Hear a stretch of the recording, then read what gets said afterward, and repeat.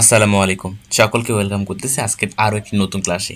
আজকের আলোচনা বিষয় জিএসটির ভূগোলের পার্ট আজকে আলোচনা করব। আজকের আলোচনার এমসিকিউগুলো পড়লে মোটামুটি ভূগোল সম্পর্কে আপনার যথেষ্ট ধারণা হয়ে যাবে। তো শুরুতে বলে রাখি, আপনি ক্লাসটা শুরু করার আগে খাতা এবং কলম নিয়ে বসবেন, যেই কোশ্চেনগুলো অপরিচিত জাস্ট টুকে নেবেন। ওকে, ঠিক আছে। প্রথম কোশ্চেন হচ্ছে, প্রাকৃতিক আধুনিক প্রাকৃতিক ভূগোলের রূপকার কে? আধুনিক প্রাকৃতিক ভূগোলের রূপকার হচ্ছে আলেকজান্ডার ভন হামবোল্ড। আচ্ছা, এই টাইপের যে কোশ্চেনগুলো আছে এগুলো হচ্ছে একদম বেসিক, মানে হচ্ছে ইন্ট্রোডিউস যে কোশ্চেন, এটা হচ্ছে ইন্ট্রোডিউস কোশ্চেনের মধ্যে পড়ে। সো এইখান থেকে কোশ্চেন আসলেও আসতে পারে, শুধু ভূগোল না, সমাজবিজ্ঞান, তারপর হচ্ছে পৌরনীতি, এটা কোন শব্দ থেকে এসছে, এটার জনককে, বা অর্থনীতির জনককে, আধুনিক অর্থনীতির জনককে, এই টাইপের কোশ্চেনগুলো ভালো করে পড়বেন। প্রাকৃতিক ভূগোলের উপাদান কোনটি? প্রাকৃতিক ভূগোলের উপাদান হচ্ছে পানিচক্র, কারণ পানিচক্র হচ্ছে মানুষের কোনো হাত নাই, এটা সৃষ্টিকর্তা পদ্ধতি হয়ে যায়, এই জন্য হচ্ছে প্রাকৃতিক ভূগোলের উপাদান। খুব সংক্ষিপ্ত প্রশ্ন, জিওগ্রাফি শব্দটি প্রথম কে ব্যবহার করেছেন? এটা হচ্ছে আপনার কার্ল রিটার্ড, টলমি, স্ট্রোবো। তারপর আছে গ নম্বরে আছে ইরাস্টথেনিস, এটার সঠিক হচ্ছে ইরাস্টোথেনিস। তারপর বায়ুমণ্ডল ও অশ্বমণ্ডল নিয়ে কোনটি বিস্তৃত? এটা হচ্ছে জীবমণ্ডল। এই সব কিছু মিলে হচ্ছে আমাদের জীবমণ্ডল। 5 নম্বর বলছে, তাপমাত্রা, বায়ুর চাপ, বায়ু প্রবাহ, আর্দ্রতা কিসের উপাদান? জলবায়ুর উপাদান। মহাসাগর, সাগর, উপসাগর, হ্রদের সমন্বয়ে কোনটি গঠিত? জীবমণ্ডল। মানে আমরা যা কিছু দেখতেছি না কেন, এগুলো সবগুলো কি? জীবমণ্ডল। বায়ুর পৃথিবীর জলবায়ু নিয়ন্ত্রণ করে কোনটি? বায়ুমণ্ডল। নিচের কোন বিষয়টি জলবায়ুবিদ্যার অন্তর্ভুক্ত নয়? সমুদ্র বিজ্ঞান, সমুদ্র স্রোত জলবায়ুবিদ্যার অন্তর্ভুক্ত নয়। সমুদ্র বিজ্ঞান হলে আলাদা কথা ছিল। পৃথিবী সৃষ্টির আদিতে কি রূপ ছিল? উত্তাপ গ্যাসপিণ্ড। এরপরে, পৃথিবীর উপরিভাগ কঠিন বহিরাবরণকে কি বলা হয়? ভূত্বক বলা হয়। পৃথিবীর উপরিভাগে কঠিন যে বহি আবরণটা আছে, ভূস্তরটা আছে, যেটাকে আমরা সাধারণত নিজ চোখে মাটি দেখি, এটাকে বলা হয় ভূত্বক। ভূত্বকের সিরিয়াল অস্তর কি দিয়ে গঠিত? সিলিকন এবং অ্যালুমিনিয়াম। পৃথিবীর চুম্বক তত্ত্ব কিসের উপর নির্ভর করে? সিলিকন এবং লোহা। পৃথিবীর গড় ব্যাসার্ধ কত? 6400 কিলোমিটার, একক হবে আপনার কিলোমিটার। ভিসুবিয়াস কোন শ্রেণীর পর্বত? অগ্নেয় পর্বত। এই টাইপের কোশ্চেনগুলো খুবই গুরুত্বপূর্ণ। হিমালয় কোন ধরনের পর্বত? ভঙ্গিল পর্বত। জার্মানির ব্ল্যাক ফরেস্ট কোন শ্রেণীর পর্বত? চুক্তি স্তূপ পর্বত। পাতাগোনিয়া মালভূমি কোন অঞ্চলে দেখা যায়? দক্ষিণ আমেরিকায় এই পাতাগোনিয়া মালভূমি দেখা যায়। ওকে, এইবার আচ্ছা আমরা পরের স্লাইডে যাই। বলছি, মালভূমির উদাহরণ কোনটি? মালভূমির উদাহরণ কোনটি? হিমালয়। একটু আমি এটা জুমটা ভালো করে যেন দেখা যায়, না হলে দেখতে সমস্যা। আচ্ছা, মালভূমির উদাহরণ হচ্ছে পামির। পামির হচ্ছে মালভূমির উদাহরণ। লালমাই অঞ্চলের আয়তন কত বর্গ কিলোমিটার? 34 বর্গ কিলোমিটার হচ্ছে লালমাই অঞ্চলের আয়তন। ভাওয়ালগড় কোথায় অবস্থিত? এটা হচ্ছে গাজীপুরে ভাওয়ালগড় অবস্থিত। পাদদেশীয় পাললভূমি বাংলাদেশের কোন অঞ্চলে দেখা যায়? দিনাজপুর, রংপুর। টারশিরীয় যুগের পাহাড় সৃষ্টির কারণ কি? হিমালয় পর্বত উত্থাপিত হয়ে এই টারশিরীয় যুগের পাহাড় সৃষ্টি হয়। পৃথিবীর আকমিক পরিবর্তনের অন্যতম কারণ হচ্ছে ভূমিকম্প। এটা আসলে নির্দিষ্ট কোনো লক্ষণ ছাড়াই এই পরিবর্তনটা হয়ে থাকে। পৃথিবীর সর্বাধিক ভূমিকম্প দেশ হচ্ছে জাপান। রিক্টার স্কেলের ভূমিকম্পের সর্বাধিক তীব্রতার মান হচ্ছে আপনার 10। ভূমিকম্প যে যন্ত্র মাপার নাম সেটা হচ্ছে রিক্টার স্কেল। ভূমিকম্প মাপার নাম হচ্ছে যন্ত্রের নাম হচ্ছে সিসমোগ্রাফ। আর এই যে তীব্রতা মাপা হয় আপনার রিক্টার স্কেল দিয়ে। সুনামি কোন শব্দ? সুনামি জাপানি শব্দ। প্রশান্ত মহাসাগরের বড় দ্বীপগুলো কিসের ফলে সৃষ্টি হয়েছে? অগ্নুপাতের ফলেই আপনার এই প্রশান্ত মহাসাগরের দ্বীপগুলো সৃষ্টি হচ্ছে। মাটির ক্ষয় বেশি হয় কোন অঞ্চলে? মরু অঞ্চলে মাটির ক্ষয়টা বেশি হয়। দিন রাতের তাপের ব্যাপক পার্থক্য হয়ে থাকে কোন অঞ্চলে? মরু অঞ্চলে। মরু অঞ্চলে দিনে আপনার সূর্যের তাপ এবং বালুর তাপের কারণে এবং রাতে হচ্ছে শীত হওয়ার কারণে দিন এবং রাতে তাপের পার্থক্যটা বেশি হয়। বাংলাদেশের চলনবিল কোথায় আছে? এটা হচ্ছে রাজশাহী, সিরাজগঞ্জ, পাবনা, এই 3 জেলায় চলনবিল দেখা যায়। করতোয়া কোন নদী করতোয়া করতোয়া কোন করতোয়া কোন নদীর দীর্ঘতম উপনদী? যমুনা নদীর উপনদী হচ্ছে আপনার করতোয়া। পৃথিবীর সর্বাধিক বৃষ্টিপাত হয় কোন অঞ্চলে?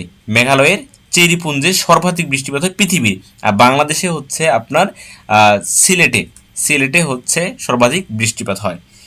তারপর পদ্মার প্রধান উপনদী হচ্ছে আপনার মহানন্দা। বাংলাদেশ এবং মিয়ানমার সীমান্তে নির্দেশ করে হচ্ছে নাফ নদী, যেটার দৈর্ঘ্য হচ্ছে 56 কিলোমিটার। গ্রিনহাউস গ্যাস 9 কোনটি? Oxygen greenhouse gas 9। বায়ুমণ্ডলে নাইট্রোজেন পরিমাণ 78.08%। বায়ুমণ্ডলের সর্বনিম্ন স্তর কোনটি? ট্রপোস্ফিয়ার। এরপরে বলছে ওজোন গ্যাস কেন গুরুত্বপূর্ণ? অতি বেগুনি রশ্মি শোষণ করে। ওজোন গ্যাস যদি কোনো কারণে ছিদ্র হয়ে যায় তাহলে পৃথিবীর তাপমাত্রা আরও বেড়ে যাবে। বায়ুর উষ্ণতা দ্রুত বেড়ে যায় কোন স্তরে? আয়নোস্ফিয়ার। ক্লোরোফ্লোরোকার্বন নির্গত হয় কোথা থেকে? ইটের ভাটা থেকে। বায়ু দূষণের প্রধান কারণ হলো জীবাশ্ম জ্বালানি। এরপর ধূমপানের কারণে কোন রোগটি হয়? ধূমপানের কারণে কোন রোগটি হয়ে থাকে? অপশনে আছে এমফাইসিমা, মিউটেশন, টাইফয়েড, ডায়াবেটিক। এর সঠিক অ্যান্সার হচ্ছে ক, এমফাইসিমা। গর্জনশীল চল্লিশা এর সাথে সম্পৃক্ত কোন বায়ু? পশ্চিমা বায়ু। অর্থাৎ এই কালবৈশাখী ঝড়ের সময় যেই প্রচণ্ড গর্জন দিয়ে আসে এটা হচ্ছে উত্তর পশ্চিম থেকে, এর জন্য বলা হয় পশ্চিমা বায়ু। বায়ুর আর্দ্রতা পরিমাপক যন্ত্রের নাম হচ্ছে হাইগ্রোমিটার। হাইগ্রোমিটার। বায়ুর আর্দ্রতা পরিমাপক যন্ত্রের নাম হাইগ্রোমিটার। বাংলাদেশের কোন অঞ্চলের শৈল উৎক্ষেপ বৃষ্টিপাত হয়? সিলেটে শৈল উৎক্ষেপ বৃষ্টিপাত হয়। এরপর বলছে জলবায়ু নিয়ামক কোনটি? সমুদ্র স্রোত। কত ডিগ্রি অক্ষাংশে কর্কট ক্রান্তি রেখা অবস্থান করে? 23.5 ডিগ্রি উত্তর অক্ষাংশে কর্কট ক্রান্তি রেখা অবস্থান করে। ঘূর্ণিঝড় শব্দটি এসেছে কোন ভাষা থেকে? এখানে বলছে কায়কোসলোস। এটা সঠিক অ্যান্সার হচ্ছে KYKLOS। এই সুনামি বানান কিন্তু টি দিয়ে না, এই যে TUTSUNAMI সুনামি, অ্যাশ দিয়ে না, টি দিয়ে শুরু হয়। দূরপ্রাচ্যের দেশগুলোর ঘূর্ণিঝড় কি নামে পরিচিতি?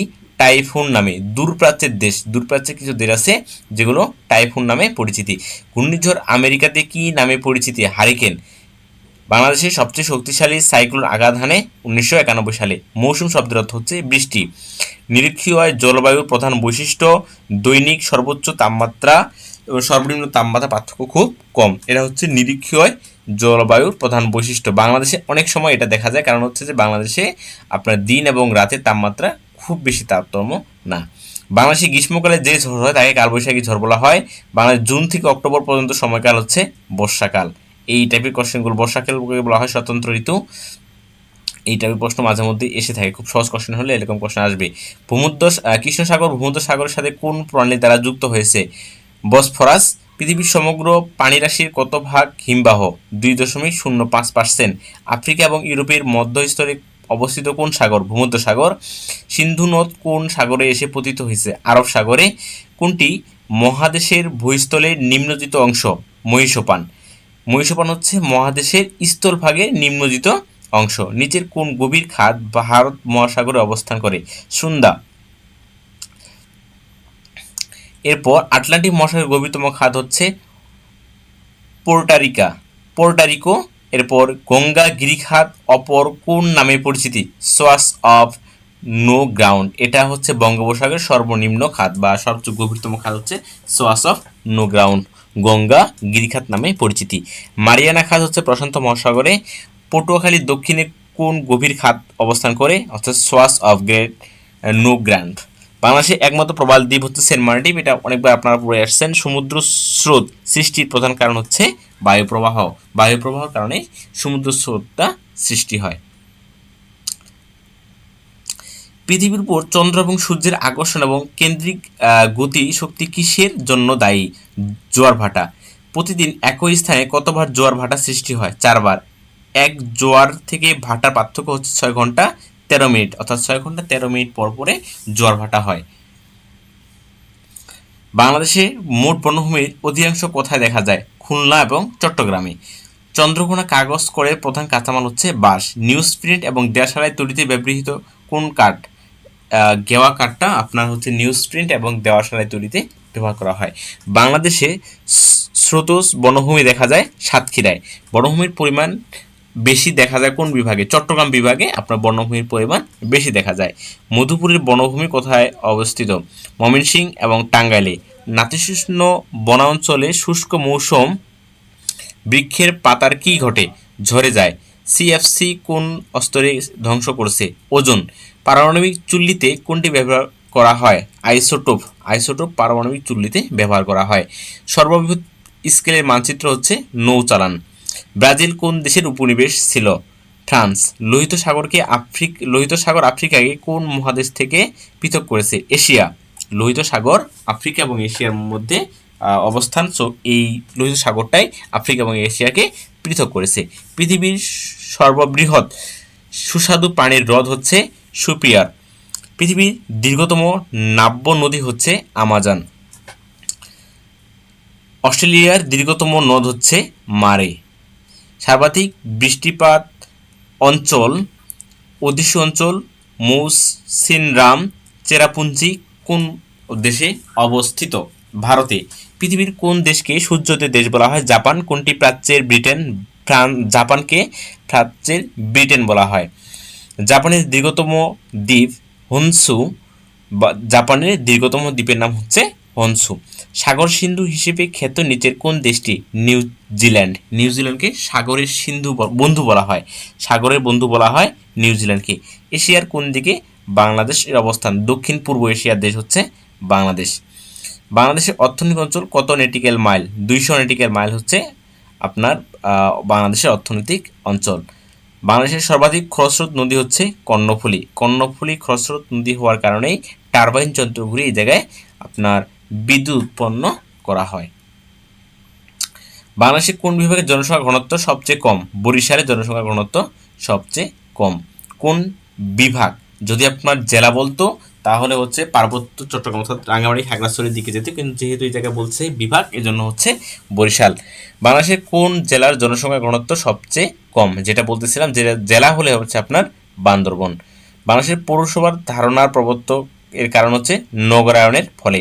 কুষ্টিয়া শহর কোন নদীর তীরে অবস্থিত? গোড়াই। ঐতিহ্যবাহী কোন কাপড়ের জন্য ঢাকা বিখ্যাত নগরী ছিল? মুসলিম কাপড়ের জন্য। কোন নদীর তীরে বরিশাল গড়ে উঠেছে? কীর্তনখোলা। ব্রহ্মপুত্র নদীর তীরে কোন শহর অবস্থান? ময়মনসিংহ। ধান চাষের জন্য কোন ধরনের মৃত্তিকা অধিক উপযোগী? নদী উপত্যকার পলি মাটি। গম চাষের জন্য কোন ধরনের মৃত্তিকা অধিক উপযোগী? লাভা মৃত্তিকা। ধান চাষের উপযোগী পরিবেশ হল উষ্ণ। চীনের কোন প্রদেশকে ধানের গোলা বলা হয়? হুনান। হুনানকে বলা হয় ধানের গোলা। সর্বোচ্চ চা উৎপাদনকারী দেশ হচ্ছে চীন। সর্বাধিক চায়ের বাগান রয়েছে কোন জেলায়? মৌলভীবাজার জেলায় সর্বাধিক চায়ের বাগান রয়েছে। চা বাগানের সংখ্যার দিক দিয়ে দ্বিতীয় হচ্ছে হবিগঞ্জ। এরপর পাট বাংলাদেশে কি নামে পরিচিতি? সোনালী আঁশ। বর্তমানে বাংলাদেশে কি নামে এক প্রকার উচ্চ ফলনশীল ধান চাষ করা হয়? ইরি। বাংলাদেশ কৃষি গবেষণা সংস্থার সদর দপ্তর হচ্ছে গাজীপুর। নবায়নযোগ্য সম্পদ কোনটি? সৌরশক্তি হচ্ছে নবায়নযোগ্য শক্তি। শক্তির মূল উৎস হচ্ছে সূর্য। পত্নীতলা বিখ্যাত কিসের জন্য? কঠিন শিলার জন্য। এরপর বলছে সিলেটের হরিপুরে সর্বপ্রথম তেল ক্ষেত্র আবিষ্কৃত হয় 1986 সালে আবিষ্কার করা হয় এই সিলেটের হরিপুরে তেল ক্ষেত্র। বাংলাদেশের প্রধান কয়লা ক্ষেত্র হচ্ছে বড়পুকুরিয়া, যেটা দিনাজপুর জেলায় অবস্থিত। মার্কিন যুক্তরাষ্ট্রের কোন অঞ্চলে চলচ্চিত্র শিল্প প্রসার লাভ করেছে? লস অ্যাঞ্জেলেসো। টেকসই অর্থনীতি উন্নয়নের পুরুষত্ব হচ্ছে শিল্প। বাংলাদেশের কোন বিভাগে এখন রেলপথ নির্মাণ করা হয়নি? বরিশাল এখনও রেল নেই। যমুনা সেতু কোন দুই জেলার সংযোগ স্থাপন করেছে? টাঙ্গাইল এবং কিশোরগঞ্জ। পদ্মা সেতুটা এই জায়গায় গুরুত্বপূর্ণ, পদ্মা সেতু মাওয়া এবং শরীয়তপুরকে সংযোগ করছে। এরপর বলছে বাণিজ্য সংক্রান্ত আন্তর্জাতিক বিরোধ নিষ্পত্তি করে কোন সংস্থা? WTO, ওয়ার্ল্ড ট্রেড অর্গানাইজেশন, 1996 সালে প্রতিষ্ঠিত। এটা হচ্ছে আন্তর্জাতিক বিরোধ নিষ্পত্তি করে। কোন দেশ কতখানি উন্নত তা কোন ধরনের আয় দেখে নির্ণয় করা হয়? মাথাপিছু আয় বেশি হলে আপনার উন্নত দেশ হিসেবে গণনা করা হয়। এই ছিল ভূগোলের সবচেয়ে গুরুত্বপূর্ণ এবং বিগত সালে আসা কিছু গুরুত্বপূর্ণ কোশ্চেন। আমি পিডিএফটা দিয়ে দেবো, সেখান থেকেও আপনারা পড়বেন, তাহলে আশা করি আর কনফিউশন হওয়ার কিছু নেই যে ভূগোল কমন পড়বে কিনা। সবগুলো পড়লে ইনশাল্লাহ কমন পড়বে। থ্যাংক ইউ সবাইকে।